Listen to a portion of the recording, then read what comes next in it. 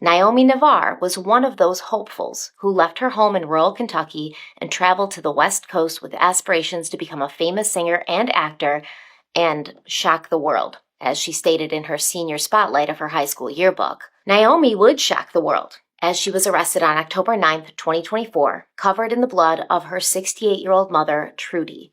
What law enforcement found inside and outside Trudy's home would certainly be classified as shocking. So Naomi Navarre doesn't actually exist. It's a stage name, or an alias, if you will. The real person behind Naomi is 32-year-old Torilena Mae Fields, who in her mugshot looks nothing like the fiery-haired, intense, and glamorous Naomi Navarre depicted in picture after picture on Instagram. On October 9th, 2024, early in the morning, 2 contractors arrived to the Mount Olivet, Kentucky home of 68-year-old Trudy Fields to do some work that she'd hired them for. They knocked on the front door, but when no one answered, they made their way around the house to try the back door. That is when they saw a grotesque scene.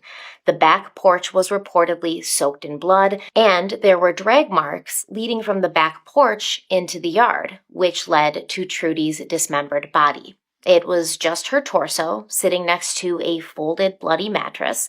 Inside the folded mattress, multiple other body parts as well as organs were discovered. And not far from this, further into the yard, another blood-soaked mattress was found along with a bloody stick. The contractors called the police and informed law enforcement that they'd been there the day before, at which point they had encountered Trudy's adult daughter, who had been acting confrontational and, quote, casting spells on them, end quote. When the Kentucky State Police arrived at the house, Torilena, who was inside, she told them that she was a witch and she refused to come out. A special response team had to be called in, and they even sent a robot inside the house to communicate with Torilena. After an 11-hour standoff with state police, and after they had to deploy tear gas inside the house, Torilena emerged from her mother's home, drenched in blood from her hands to her face to her clothing. She was then placed under arrest, obviously, and the officers went inside the house only to discover more atrocities. In the kitchen, investigators found Trudy's severed head, hands, feet, and forearms in a still warm pot on the oven. Torilena had allegedly placed these body parts in the oven and then heated them until they were charred. And it's believed that the attack, murder, and dismemberment of Trudy Fields happened during the night of October 8th or early in the morning of October 9th. On October 14th, a grand jury in Robertson County issued a 5-count indictment against Torilena Fields. In count 1, the jury alleged that Torilena had intentionally committed the murder of her mother. Quote, she caused the death of Trudy Fields by shooting her in the head with a firearm and shooting her multiple times. That at the time, she was not acting under the influence of extreme emotional disturbance for which there was a reasonable explanation or excuse, and the force that the defendant used was unlawful, end quote. Count 2 claims that Torilena, quote, intentionally treated the corpse of Trudy Fields in a way that would outrage ordinary family sensibilities by mutilating, decapitating, dismembering, and eviscerating the corpse of Trudy Fields, end quote. Count 3 alleges that Torilena tampered with physical evidence when destroying, mutilating, concealing, removing, or altering physical evidence, believing that an official proceeding might be instituted. So basically, Torilena knew she might get caught and arrested and that physical evidence could be used against her in an investigation and then a trial, so she intentionally meant to impair the evidence's validity or availability. Count 4 says that Torilena intentionally tortured and killed a domestic dog without legal justification. And Count 5 alleges that Torilena obstructed governmental operations. Quote, she intentionally obstructed, impaired, or hindered the investigation of Trudy Fields' murder and the execution of a search warrant at 3510 Briarly Ridge Road, Mount Olivet, Kentucky. The performance of a governmental function by using or threatening to use violence, force, or physical interference, end quote.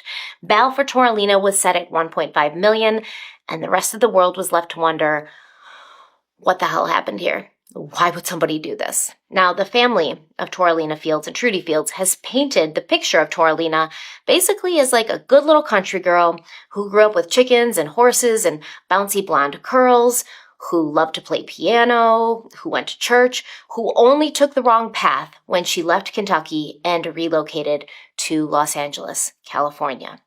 Now, I cannot speak to Torilena's early childhood, but it seemed she was motivated to want more than small-town life, even in high school.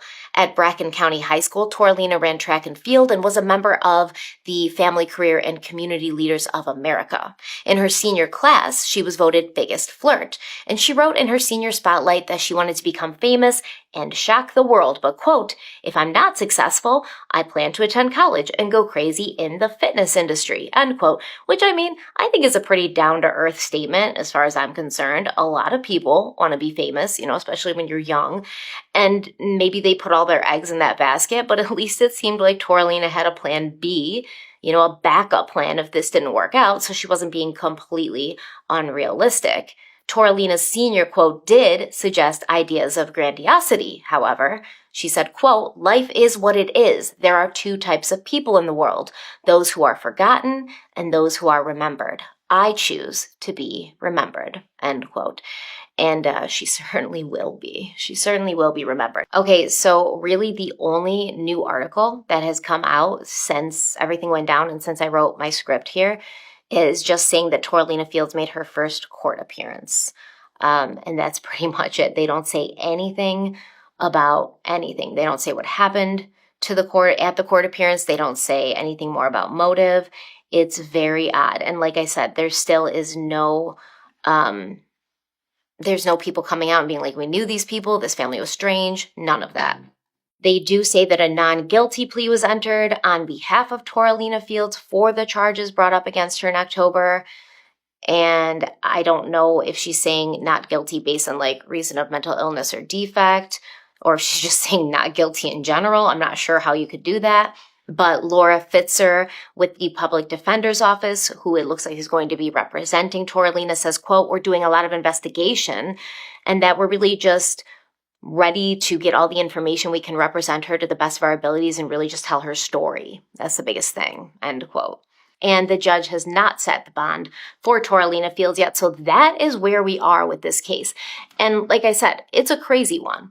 Her own family is saying she doesn't seem to be mentally not well. She doesn't seem to be mentally not there. She seems to be very aware of what she did. She seems to be, paying attention to the judge. She's cognitively aware and conscious.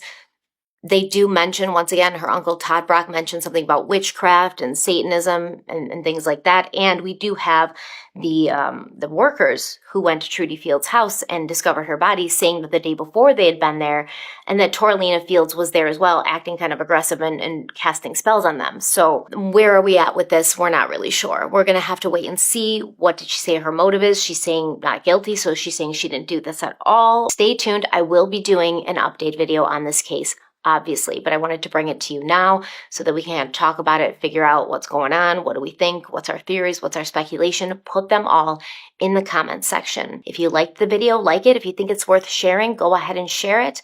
And until next time, stay kind, stay beautiful, and stay safe. I love you guys so much, and I'll see you very, very soon. Bye.